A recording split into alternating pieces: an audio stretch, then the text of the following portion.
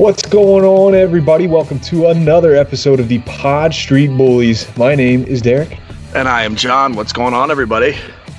And as always, we are joined by our magnificent producer, Mr. Nat Marlowe. Hello, guys. How are you doing today? Peachy. Just peachy. Just Derek, peachy? Derek, stop it right there. Just stop it right John's there. got a story. I'm taking this story time to give Nat a little crap. Oh, jeez.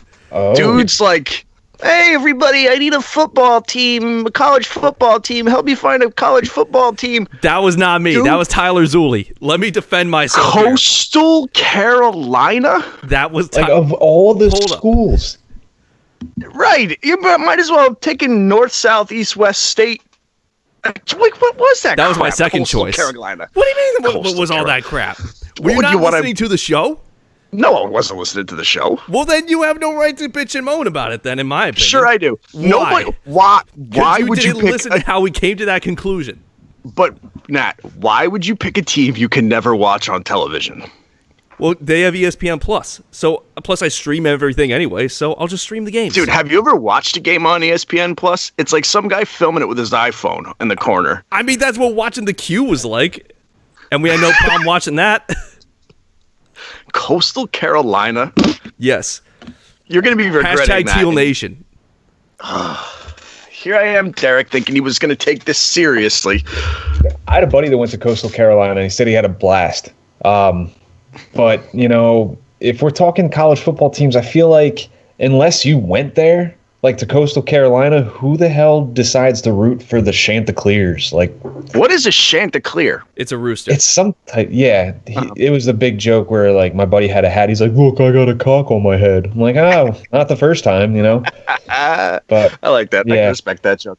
Anyway, I get it, yeah. no, I mean, you disappointed me. Obviously, I would have liked you to go Notre Dame, but like That's there a were so many. cop-out. That would have been the ultimate disappointed. I'm not just gonna like root for winners for the sake of rooting for winners. No. No, root dude, for you losers, buy like I do, dude, Penn State. you root for Notre Dame because their merchandise is everywhere. It's easy to pick up a hat. It's easy to, throw on a sweatshirt. That's what you got to do. And everybody likes little leprechauns. They're non-Christmas elves. Everybody loves leprechauns. It's the easy way to go. But there was 50 other schools you could have went with. That's Yeah, true. and Coastal Carolina caught my attention. So I went with Coastal Carolina. Go Chanticleers, hashtag Teal Nation. Well, Your thank Sun God Belt we're East on Division podcast. champions right now. Sun Good Belt Lord. Division. Okay. Anyway, do you want to talk hockey? Derek, how's your Yeah. Thanksgiving?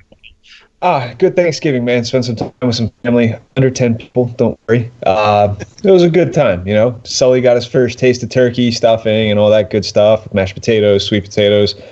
It was a Nice. good one, man. How about you? Yeah, it was all right. Nat, how was your Thanksgiving, brother? Nice, relaxing, lonely, just the way I like it. Yeah, I hate holidays. It's like, it's got everything I want and then things I don't. Like, it's got food, it's got beer, it's mostly got sports, but then it's got other people. And I'm like, you got it right with the food and the refreshments, but then the other people. I don't like having to talk to people that I don't normally talk to. It's true. You know, this is just a forced conversation, like what this podcast used to be when we first started. Right, or like what we're doing right now to add a little bit of time to our show. Exactly. You're right. So I say, without further ado, let's get down to business here and talk something that actually happened in accordance with the team we cover, the Philadelphia Flyers. We have Michael Raffl being loaned to his hometown team in Austria. On the surface, I understand it. You want to get him some playing time. Yep. Dig a little bit deeper. Folks, we're not that far out from when training camp is slated to begin. What, 2-3 weeks away? Well, yeah, but if anything, a move like this is more of a sign that slated is an overstatement. So let's get into that then. Do the Flyers know something that we don't know? Well, I mean, I think it's pretty easy to look at the writing on the wall and go, I think today or tomorrow was like the date that they needed to lock something down in order to keep that January 1st date alive. I also might be making that up, but I think that that's true. I mean, for a holiday weekend, they're probably not talking much, and now they're going to all of a sudden just get on the same side tomorrow. Like, that's not going to happen either. Yeah. You know? So I don't think there's any way that this league is starting on January 1st. I think the writing's been on the wall for a while now. We haven't had any type of announcement saying this is the plan, this is what we want to do, this is how we're going to do it. That's the main thing, is how are they going to pull this off? Are we looking at shortened schedules? Are we looking at more back-to-backs where we try to cram in more games? None of that's really been discussed to my knowledge. So a move like this is indicative of, like you said, this is not going to go off when it was supposed to go off at the beginning of January with the season starting then. I think it's good Raffl's getting this opportunity to keep playing. Do you think this is a sign of more guys of Raffl's stature, you could say, moving to another league to be able to play instead of, just basically staying in the States and working out and kind of trying to stay in game shape? I don't know. I mean, it also might paint a little bit of a picture of how the Flyers view Raffl. Like, if for some reason he gets caught up in Austria or he can't get back in time or whatever, they'd be okay without him. I don't know the logistics of what it would take to get somebody like, or you're thinking the same caliber as him, right? So maybe like Abe Kubel, someone like that.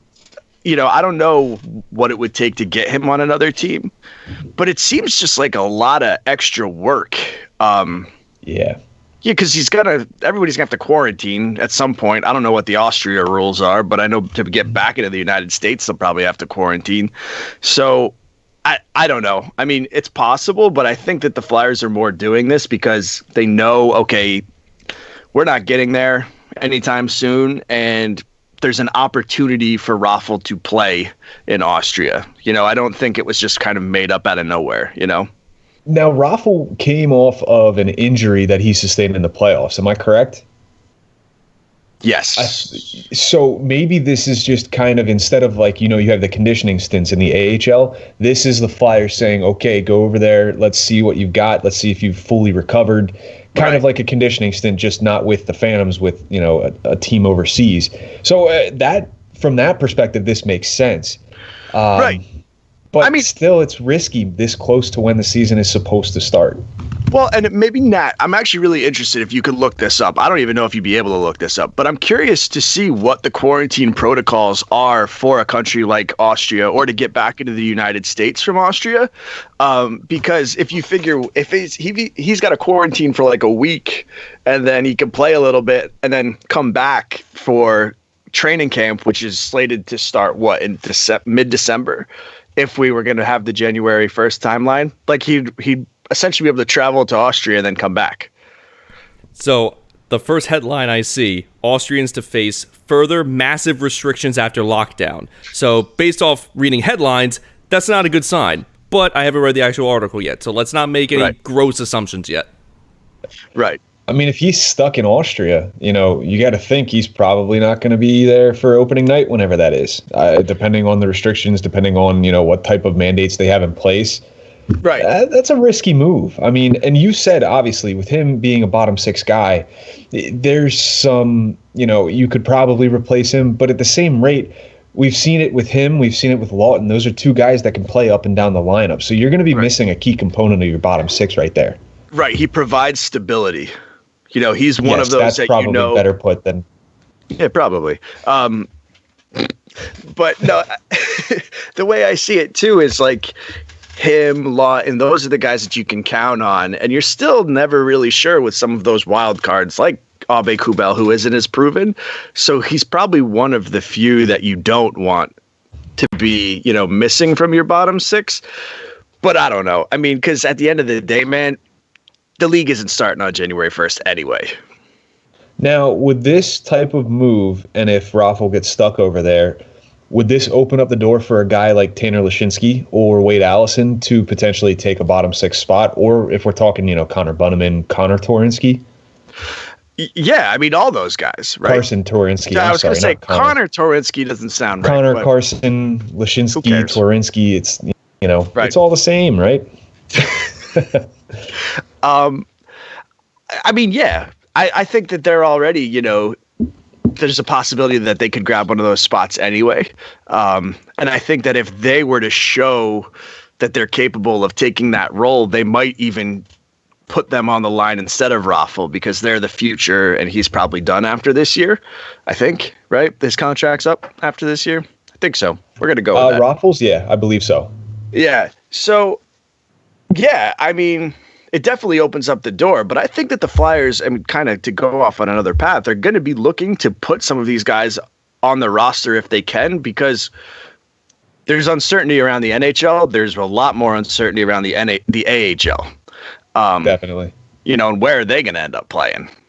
Who knows? It'd be a shame because you've got a guy like Zamula who's coming up, and with these guys like Lashinsky and Allison, you want to see what they can do at the pro level.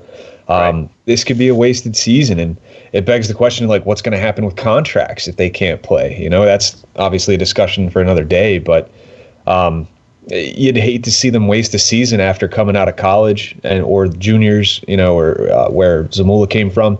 It's tough, right. You hate to see that. Well, go ahead, Nat. Looks like you're going to say something. Yeah, in regards to Raffle, or at least what's happening out in Zurich right now. Austria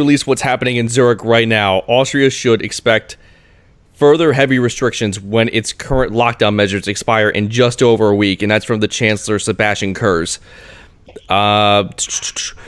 Austrians would need to contend with further restrictions for weeks and months, adding new measures to be announced on Wednesday, dependent on COVID-19 case developments. Quote from the Chancellor: "The higher the infection numbers, the harder it will be to introduce steps for reopening. We will have to live with further massive restrictions after December 7th. So, based off that, okay, yeah, it can't be looking good. It makes sense, but you're right. It doesn't look good for Raffle's case. No, so if he's going over there, it looks like he's going to be there for a bit of time. I mean, and to me, signs point to then the writing's on the wall here. The NHL is not starting January 1st. But one of the big things I want to get to, Derek, is you mentioned contracts, and that's one of the big things that's holding all of this up, right? That has to with like money. Oh yeah, I mean, if we're talking uncertainties entering next season, that's one of the big sticking points because now we're looking at the potential for a lockout. There's figures here that I looked up. Owners are looking to the players to take a 13 to 16% salary deferral, meaning that this season the players would only receive 40% of their salaries, which, I mean, John, would you take 40% of your salary? No, and I don't mean to sound like a jerk, but I also don't make millions. That's true. But regardless, I mean, whether you're making $5 million, whether you're making $50K, No, I know. Does someone comes to you and says, do you want to take home $20,000 this year instead of 50? I'm going to look at them and laugh. Right. I mean, the thing is, man, is like, I need to know how bad these franchises are hurting, before I can really form an opinion on that, because like we're in I don't want to say that unprecedented because everybody keeps saying that stupid ass word. We're just in a screwed up time. And no, you don't need to bleep ass, Nat. It's okay. Ass is one of those acceptable words that we get to say every once in a while. So is McAsshole, right? There's 3 for the episode now. I just used all yours. Anyway, where was I? Oh yeah, no, I'd like to see like how much they are strapped financially, because then I could be like, all right, if they're not making X amount of dollars, then everybody might need to be expected to take X percentage cut in order to get this to work. But I don't know the specifics. Like, I don't, most of these people, all of the owners are billionaires. And are they doing this to be frugal, or are they doing this because they're really losing a ton of money? Yeah, I mean, guaranteed they're losing money. Fans aren't in the stands. They're not selling concessions. They're not making money. But the fact of the matter is, too, you got to look at the fact that they've all got contracts. These players have contracts, and the way they were signed is, this is how much money you're going to make per year. Obviously, times are different now. It's a little bit tougher to make ends meet. But, if I'm working at a job and I know what my hourly rate or what my salary is, that's what I expect to go into my bank account every 2 weeks. If they come to me and say, hey, we're short on cash, it's like, that's not my problem. Yeah, but I mean, it's like, I don't know. I mean, we're also diving into areas that we probably don't understand very much, as in finances and things like that. But Speak for yourself. I'm a guru when it comes to this stuff. Yeah, no, if any of us are a guru when it comes to finances, it's Nat. And for some reason, it's just because of the hair setup today. He looks like somebody who might be able to understand finances because of the flow he's got going on. He's got the finance flow. It's a finance flow. But it's like, if they can pay all the salaries, but then can't afford to do like light the building or whatever, I mean, like, there has to be some sort of give and take. I don't think it needs to be 40%, but is there a way that like salary could be prorated? Like, okay, we were paying you this amount for 82 games. We can't play 82 games. Let's prorate that to such and such amount of money for the 50 games we're going to be able to play. Like, take the game checks that they would typically make, with their normal salary, like Giroux's making 8.25. Right. So whatever he makes per game, that's what he gets per game, but it might not add up to $8 million. I think that's, maybe as fair as it gets. Right.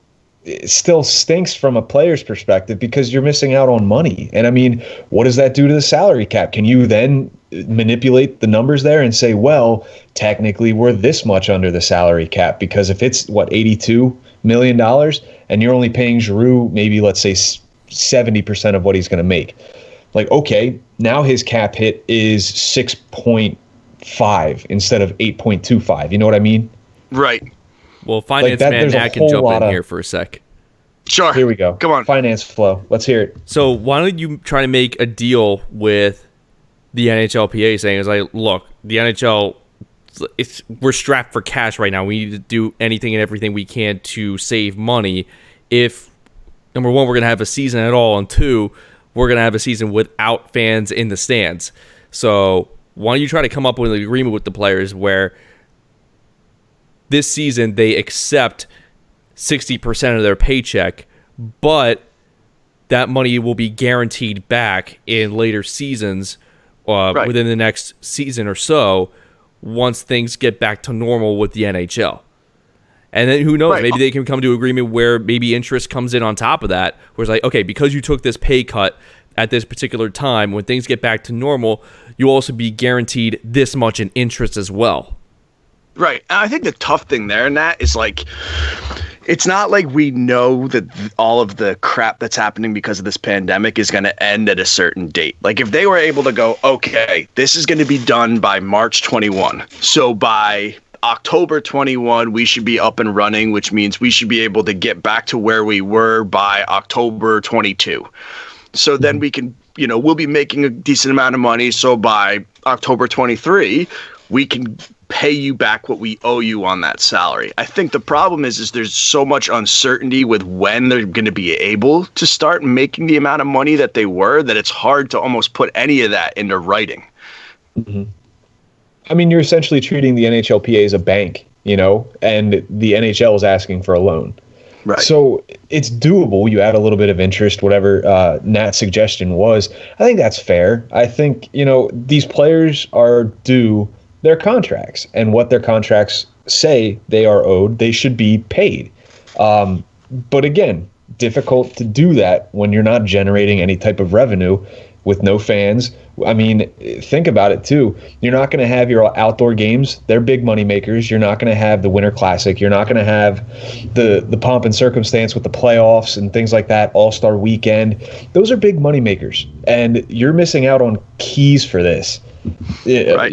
So this is a really difficult position for the NHL, and the players, they want their money, obviously, but Right. There needs to be a general understanding between the two where it's like, okay, I can't give you that, but here's what I can give you. And I think that's where the haggling is going to come in. I think they're going to reach an agreement eventually, but I think the players should at least get more than 50% of what they're owed. Yeah, I mean, and if you look historically, right, that the relationship between owners and the NHLPA is not great. I mean, You could have fooled me. So it's hard when you're trying to negotiate on a rocky foundation anyway. NHL ownership has been known to really just kind of milk these people for as much money as possible and capitalize on as much of it as they possibly can. But there has to be some serious give and take here. And I feel like both sides are going to have to agree to be uncomfortable with what they agree upon more than ever. But they have to equally be unhappy. Just don't know if that's possible. Yeah, it's definitely difficult. And if we're looking at the season in general, the amount of games that they're going to play, I see this as kind of remnant of the 2012-2013 lockout where they started and played 42. I think it was 42 games. You think they're going to add more games into that, especially if the players are going to come out and say, this is how much I want. Are they going to be like, well, we want to get our money's worth. You're going to play this, permitting for more back-to-backs, things like that, maybe a more grueling schedule. What are we looking at in terms of number of games being played? I think 40-something, right? Splitting it in half, because I think that the NHL would like to get back to its normal schedule as much as possible, starting up the next regular season in October. And in order to do that, you're going to have to cut this season. I don't think that summer hockey went well, for the longevity. I think that people stopped watching it, that weren't diehard fans as it went on. You said it on a previous episode, and even I said it. I'll admit to that. I wasn't watching as much hockey as I was in previous seasons because I didn't think it was as good of a product. Right. Yeah. So, I would feel like in the 40s would probably be the best, and they'd have to get this going by what? February 1st, the latest? The absolute latest if you want to get like 40-some games in, yeah.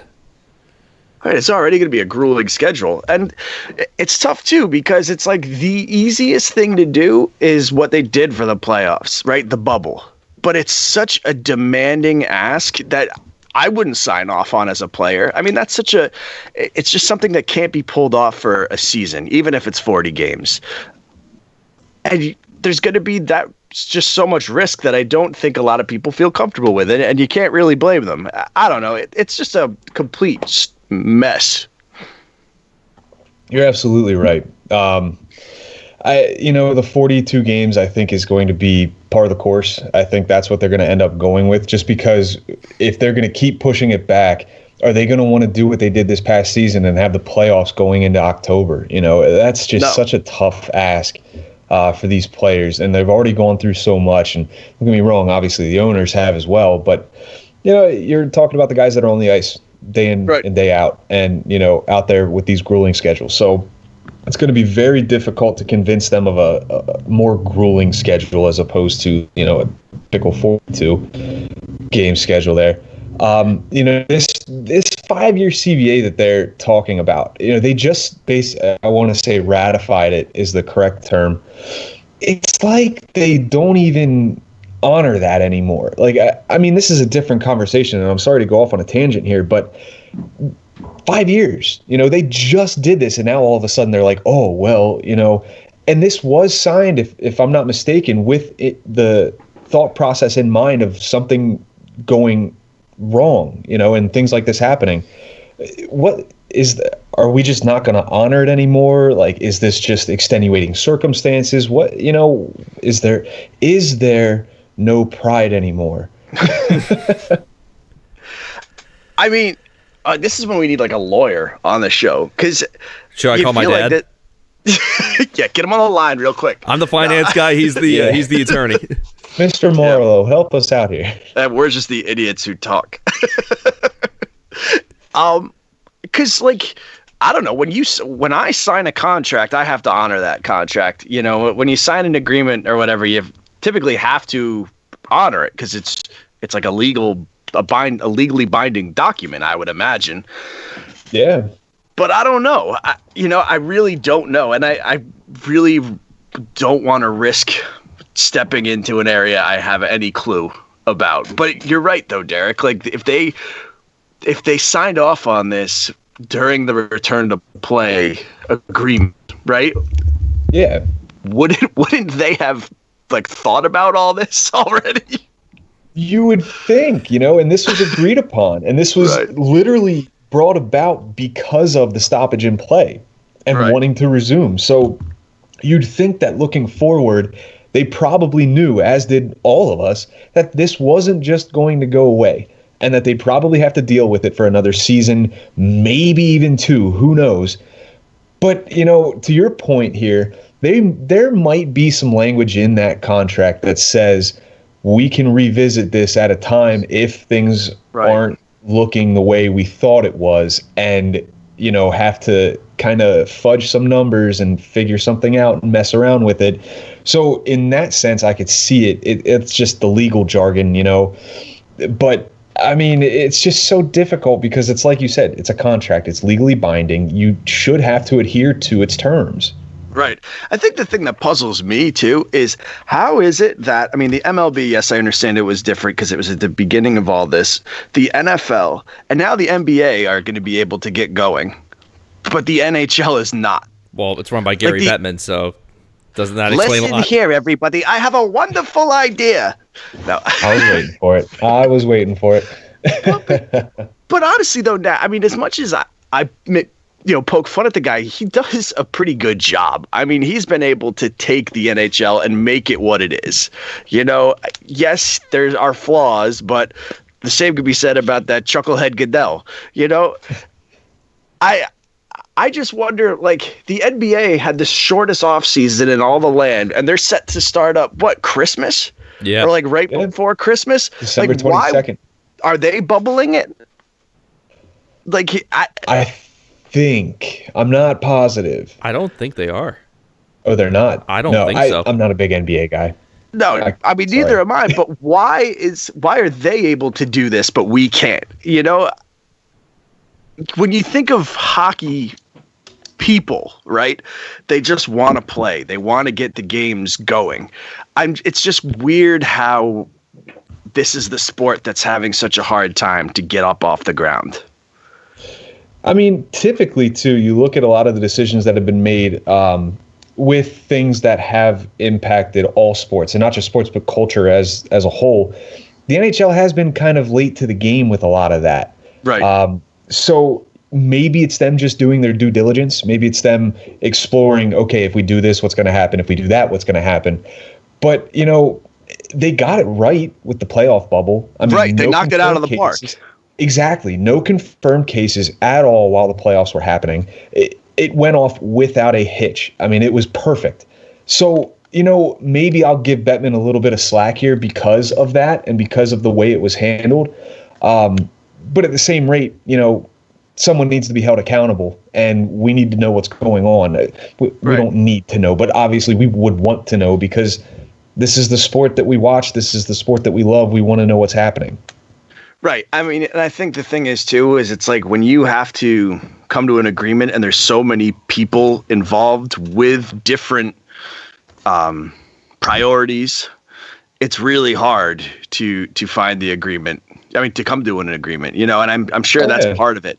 But I had so much faith because of what was done with the playoffs. Why couldn't they have just been, hey, we knocked this out of the park. Let's go in with a similar mentality. Let's be diligent. Let's start working on it. They should have been working on this during the postseason. And here's what the NBA has already planned out so far. And this is what they planned out and planning so far in advance. They're actually planning on games to be rescheduled, canceled, all that jazz. So in the preseason, each team is going to play 2 preseason games, one at home and then one on the road. 72 game regular season in schedule. That's going to be released in the coming days.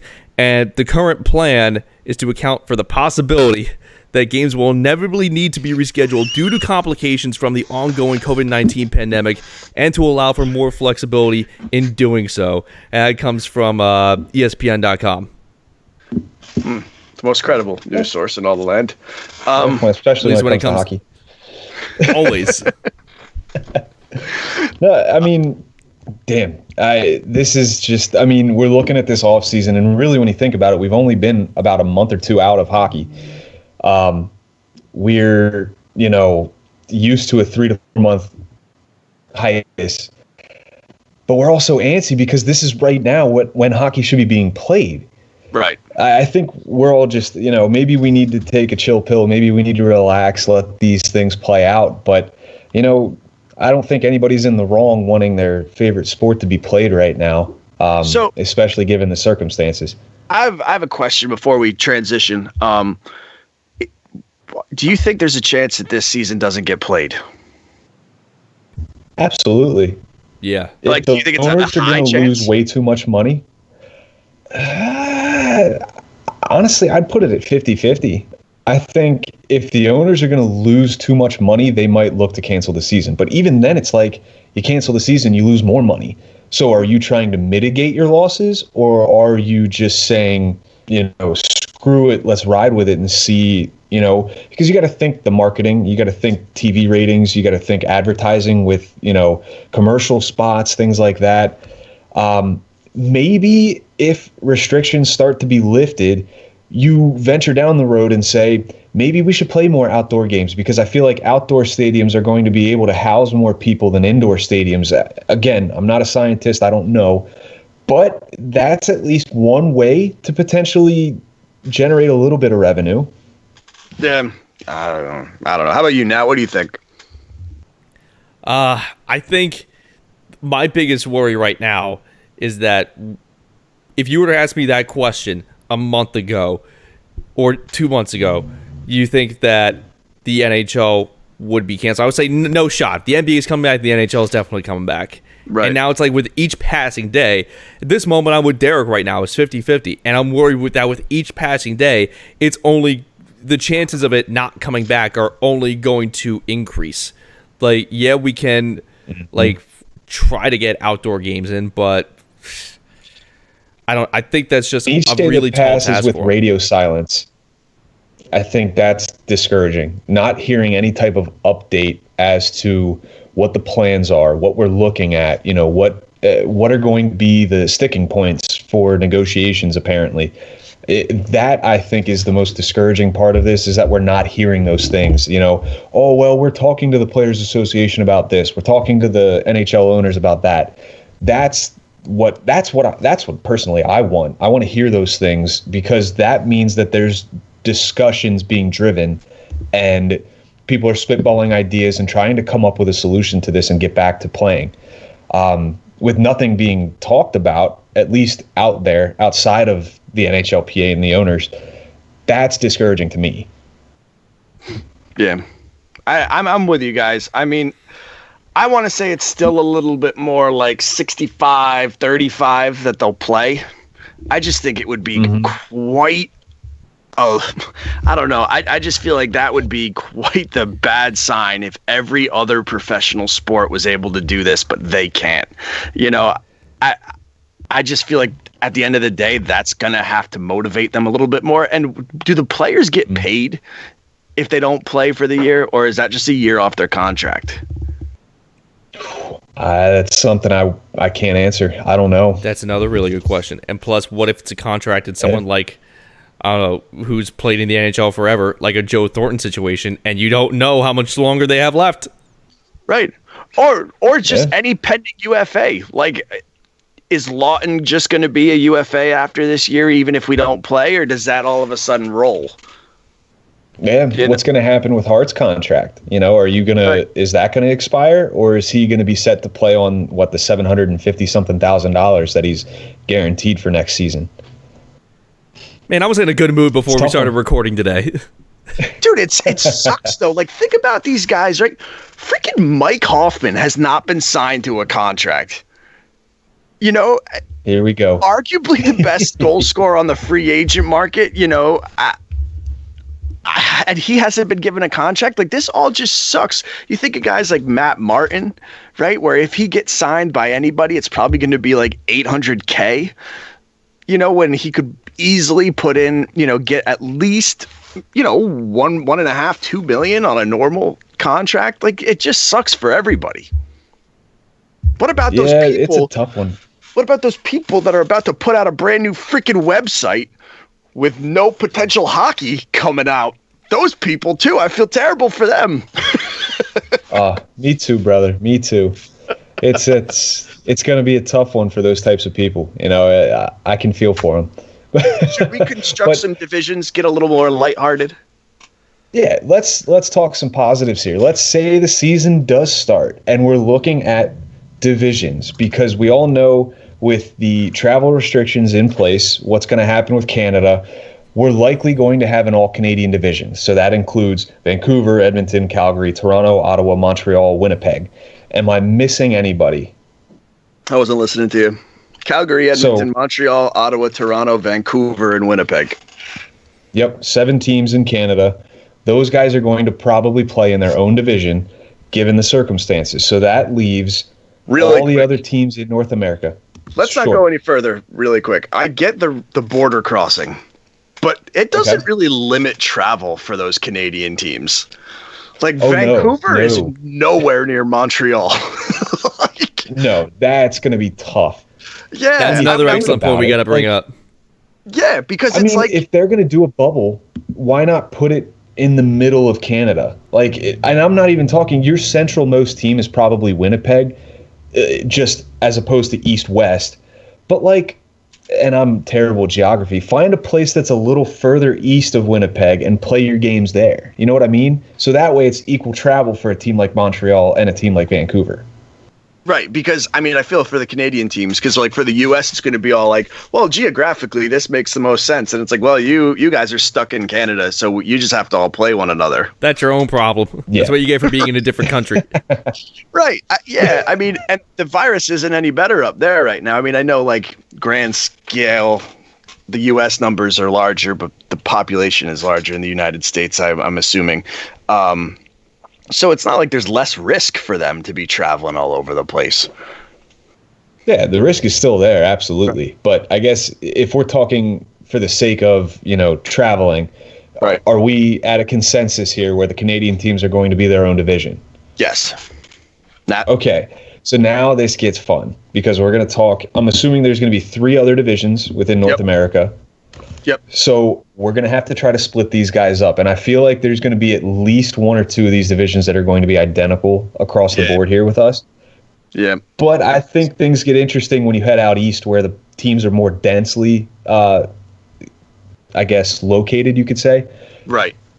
So where do you want to start, John? You want to start West Coast, East Coast? Well, let's start in the East because, that's where the Flyers are going to be. I kind of split it into a division with Canada, an East, a Central, and a West. However, Central does not have all Central teams because it just... No. The way that it worked almost for me was the Northeast played each other. So I had the teams like Philadelphia, Pittsburgh, the Devils, the Rangers, the Islanders, Buffalo, Boston, and Washington all playing in the same division. That's exactly what I've got as well. You could definitely make an argument for Pittsburgh not being in it because of it's they're so close to Columbus, Yeah. Would they be better in the other division? But that's kind of where I had it. How about you guys? Okay. Same breath. I've got Boston, Buffalo, both New York teams, Philadelphia, Pittsburgh, New Jersey, and Washington. Like you said, if we're talking just directions, we're talking east, you want to be able to include the other teams, Florida, Tampa, right, Carolina, for that matter. But because the teams mentioned here in our divisions are just so close together, I feel like that's the easiest thing to say and just say, hey, they're the closest, these right, teams are going to be a division. It'd be completely different if we could add Canadian teams, obviously. But, right, given the circumstances, that to me makes the most sense for that division. What do you have? How about you? So I basically did anything I could to move Nashville to the east because, geographically speaking, them being in the Western Division makes no sense. Right. So, yeah, basically just moved Nashville to the Atlantic Division, and pretty much everything else was set in stone. Whoa, you just gave us the whole thing. We're going division by division, Nat. Right. Come on, man. All right. I'm sorry. I'm under a lot of pressure. So what you're saying is the Metro division to you is the same. You didn't add Boston or Buffalo or anything like that. Metro would be the same. Okay. All right. So you're keeping the same thing, Metropolitan Division, nothing's changing. Right. Okay. because you Okay. probably wouldn't need to Now- change anything there. I mean, if I was forced to move one of them out, definitely Columbus, because they would be the furthest west. So I would probably or maybe flip flop a couple teams in there. I don't know. I'm confusing myself here right now. All right, so, well, I don't even know what to say about that, Nat. I don't even know what to say. That's your coastal Carolina brain talking right there. I feel like John and I are on the same wavelength there, and Nat's just in his own time zone. Look, I'm here. focused on Teal Nation right now. Yeah, that and your finance flow. Focus on Pod Street Bullies right now, damn it.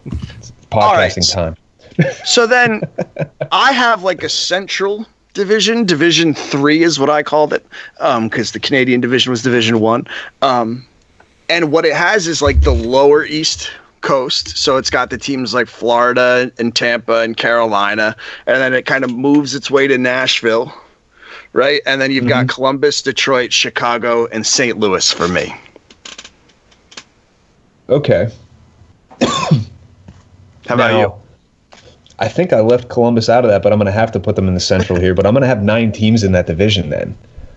So, yeah, because let me guess, the other team for you is Minnesota. Yeah, I included Minnesota in this because it was between, if I'm going to add a team to the division that we discussed, it would probably be the one that I actually added. But if I'm going to add one more, it would be Minnesota. Right. So I might actually, you know what? Yeah, because if I forgot Columbus, which I did, so I the most we're getting rid of prepared for Minnesota in this? my Central Division. You were, because I had just written these out during our raffle discussion. But, Right. And But that's no, got we like are- Hershey Kisses that he's just moving around and going, you could be New Jersey and you could be the Islanders. And I'm going to move, with that being said, I'm going to move Columbus. I'm going to put them in the Central now.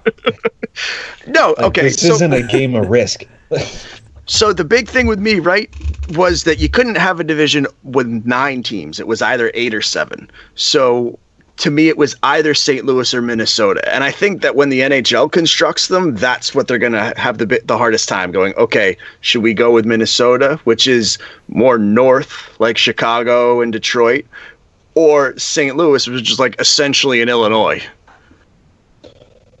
Now, I'm rethinking this now, looking at the map, and I'm gonna put St. Louis out of the Central Division here, and I'm gonna keep Minnesota. And the main reason being, St. Louis is the furthest southwest, so it would line up better with Like the other Dallas. division that we're gonna get Yeah. to.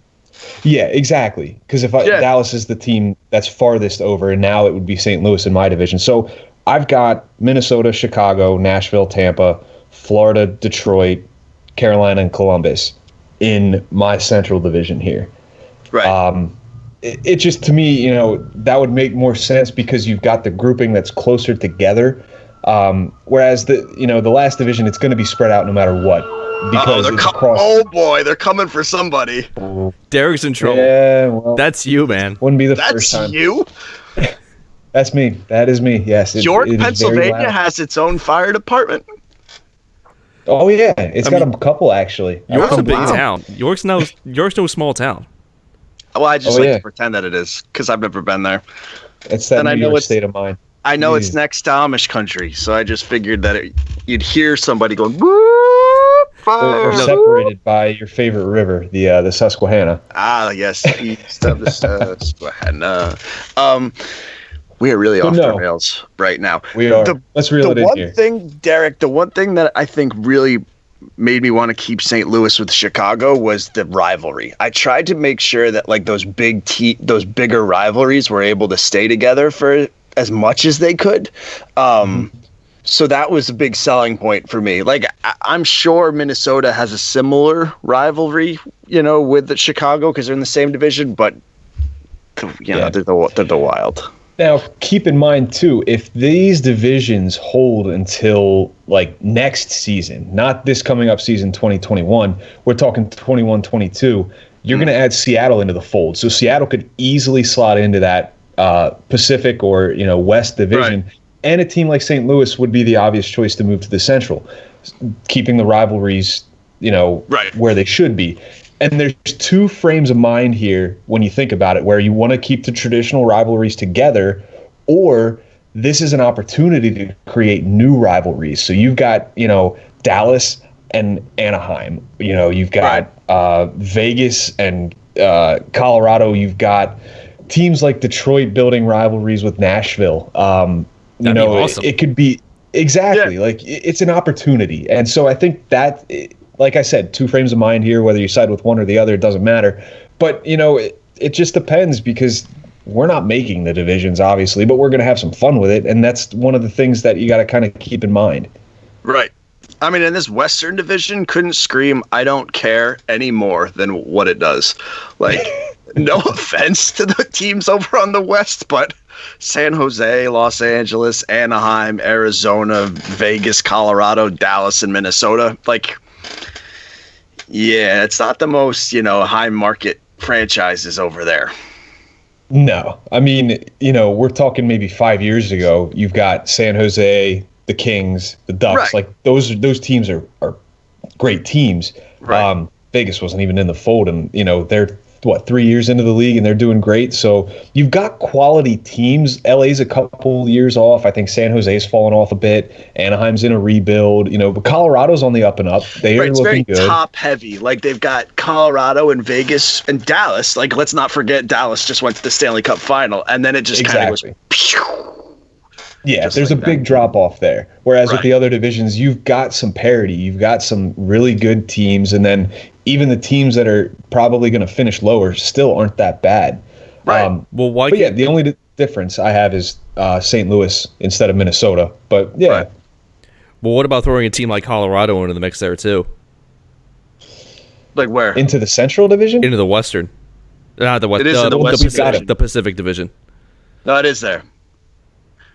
We're calling the West and the Pacific the same thing. Okay. Dude.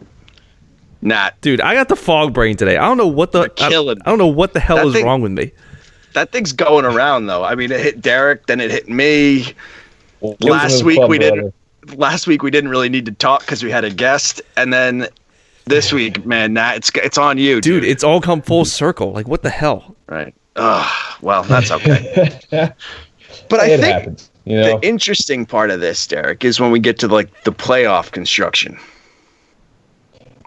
That's going to be difficult because you've got one division, the Canadian division, that spans all the way east to west. Right.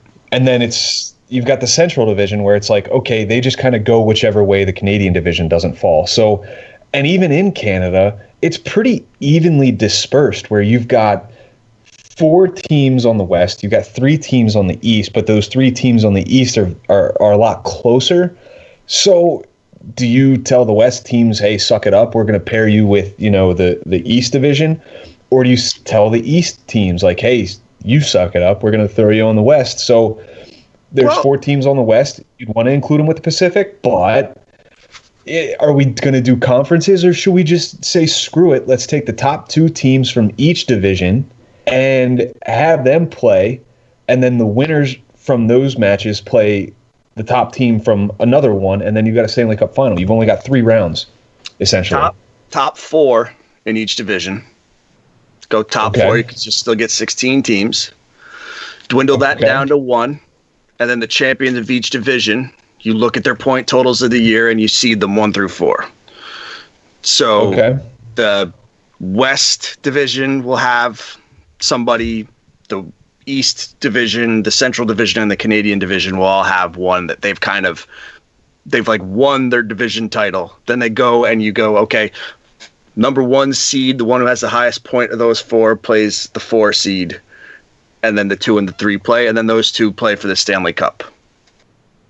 All right, let's talk chaos, because this is what I want. Because if we're realigning the divisions, why the hell not?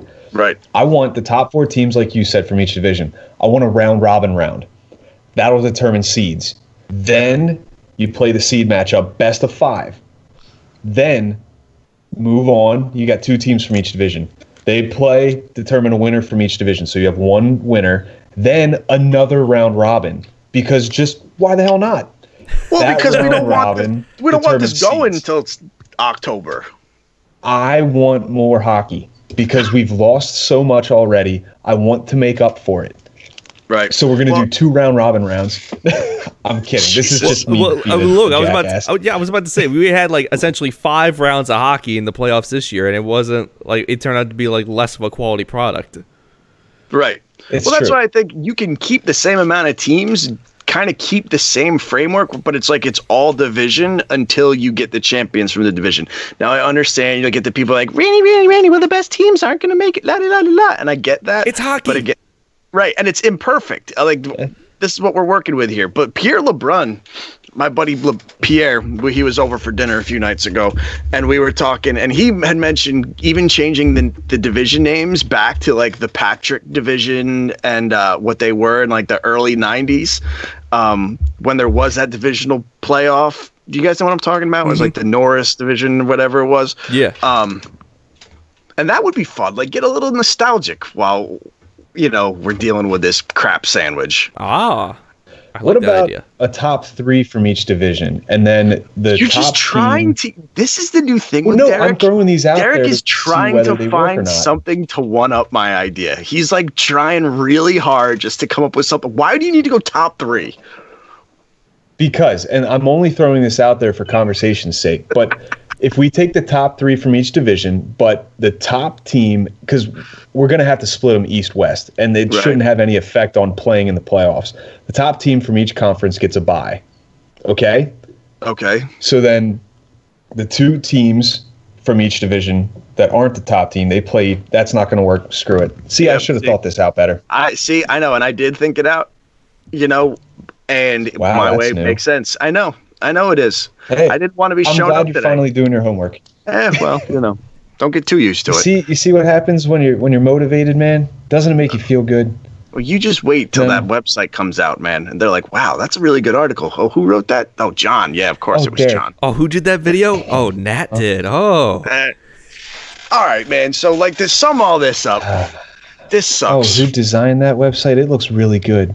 Yeah, he's gonna no, you're get right. maybe 1 week more of the "I designed it" crap. Like, eventually, Oh, that's I'm gonna milking this until this website's dead. All right, I remember don't who care. thought of it, right? Well, Remember who thought of the website. If there's no NHL season, who Yeah. knows? It might be dead sooner than later. Who knows?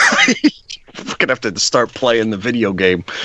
Just writing Oh, up God. articles about that. All right. Well, anyway, that was fun. Yeah, Should that's we, a great idea. should we let Nat pop off? This is a I think we There's should let Nothing to Nat talk pop about off. episode in its finest right now. I know. Are you sure You're you want to let me you're pop off with my absolutely fog brain? Yeah. Yes, we do. Because this is going to make for probably one of the better ones. Oh boy. All right, Nat. I've got you on the clock. Are you ready to pop off? I'm ready. Let's do this. And here we go. We have Michel Therrien. Michel Therrien, actually liked him as an assistant coach for the Flyers overall. At first, I hated it because I'm like, Flyers, what are you doing? And, of course, the power play in the playoffs was god-awful, and he didn't freaking address it. So, yeah, Therrien, regular season, you were great. Playoffs, need some work, man. Come on. Okay. Dark Souls. Dark Souls. I am in an abusive relationship with that game. I can't stand it because of how difficult it is, but at the same time, I love it because of the amount of satisfaction that I earn every time I get through an insanely difficult level or defeat a boss or whatever it is. So, yeah, I love you. Please don't hurt me later, Dark Souls. Jalen Mills. Jalen Mills. Dude only cares about going out and making himself look fancy out in the town. The dude doesn't even know there's a pandemic going on right now. He doesn't care there's a pandemic going on right now. Meanwhile, his football team sucks ass because he doesn't give you know what. I mean, there's John, you can pop off about Jalen Mills too, I bet. But yeah, the dude only cares about how he looks off the field as opposed to the plays he's making on the field. So Jalen Mills at the moment can kiss my ass. Yikes. You're a minute and a half in. You have 3 more left. I just got Are the you ready? dog barking next door because I'm screaming and yelling right now. So the neighbor's dog is popping off. I'm going to have the neighbors come over later and pop off. They're like, yo, what the hell is going on over there? HelloFresh. HelloFresh. Dude, I love HelloFresh, man. Can we get a sponsorship from them? HelloFresh, are you listening right now? You want to sponsor Pod Street Bullies? Like, we would love to have you. Like, please, like, we're willing to work out a deal. Like, 2 of us have already tried. So, hey, I'm a fan. Let's do it. Next one, Brick Wall. By a Day to Remember? By a Day to Remember. Dude, I kind of like how ambient, is that a word we can use to describe the song? Or atmospheric? I guess it's a word we can use. The intro and I guess the verses to that song have like kind of an atmospheric, a more atmospheric tone to them than other Day to Remember songs do. But they totally ripped off the main riff to Mountain Song by Jane's Addiction. So yeah, I like it, but they totally ripped off Jane's Addiction. That's my opinion on that song. You have about 2.5 minutes left, and I'm glad because this one I feel like you're going to go off. Oh, Doug boy. Peterson. Doug Peterson. Oh, man. Look, I can give Doug Peterson a lot of credit for what he's done for the Philadelphia Eagles. The only coach in Eagles history to help them win a Super Bowl. That's about as much credit as I can give him. I cannot stand what he's done for them this season. Just so many simple mistakes that could be corrected, that could be fixed, and he's not addressing them. It's turning into it's like turning into the Dave Hackstall situation where, I don't know, I understand you don't have a lot right now, but you still have to work with what you have. You still have to do anything and everything you can to help this team win. Simple plays and simple executions. And you don't have to go for 2 every time, Doug. You ever heard of the extra point attempt? You could just go for the extra point. You are not obliged to go for 2 points every time you make a touchdown. They call it a 2-point attempt for a reason. And you can stick with the point after field goal. You can stick with it, man. The vast majority of other NFL teams do. You're like the top ranked of attempted 2-point conversions. And as a result of that, you're probably close to the bottom of the barrel of 2-point conversions actually made. Stop doing it. For the love of God, stop. Keep it simple, stupid. The rest of the NFC East are giving you the division. Why are you giving it back to everybody? The Cowboys are back in the conversation. The New York Giants are improving every week. Mother bleeping the Washington football team. They don't even have a name, and they are winning this division right now. What has... I don't know. Sports are parody, and Doug Peterson, I think your time's come. I think you lost this team. I don't think you've earned the right to coach this team next year. I think you've earned the right to coach this team the rest of the season. I'll let you coach the rest of the season. But unless you win at least a few more games out of this, man, I can't have you as coach for the Eagles next year. That's what I got. That's my opinion. That's my pop-off. 5 minutes on the dot, brother. That was good. Thank you. Very well timed. Very well timed. Oh, and speaking of very well timed, we have reached the end of our time here. So, as we always do, John, I'd like you to tell the fine listeners where they'll be able to find us. Apple Podcast, Spotify, Stitcher. Oh, damn it. Anchor. That one, Anchor. Yes. There you go. Radio Public. My people over at Radio Public. And if I forgot one, you can find it on there too. Yeah. Nat, how about you, my friend? So you can find me on the video team, along with our good friend Lucas, who just joined the Pod Street video team. So we'll be contributing to the brand new PodStreetBullies.com, which will launch December 1st. So you can find my video work there. I'm also the producer of the Sixers podcast, Full Court Press, and at the radio station 97.5 The Fanatic. Awesome. And like Nat said, you'll be able to find all of our written work along with the videos, along with podcast links and all that. PodStBullies.com. Folks, we launch Tuesday, so be ready for the kick and the nads that Flyers coverage needed. Yeah, boy. This has been the Pod Street Bullies for the week of Thanksgiving. I don't know the dates. I'll leave you as I've always left you with a Let's Go Flyers. Bye now. Hashtag Teal Nation. Damn it.